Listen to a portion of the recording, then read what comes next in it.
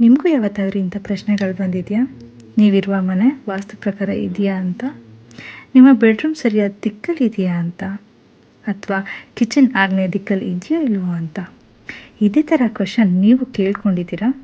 ಹಾಗಾದರೆ ಈ full video ನೋಡಿ. ಸರಿ, ವಾಸ್ತು ಅಂದ್ರೇನು? ವಾಸ್ತು ಅಂದರೆ ancient Indian science of architecture and energy balance ಅಂತ.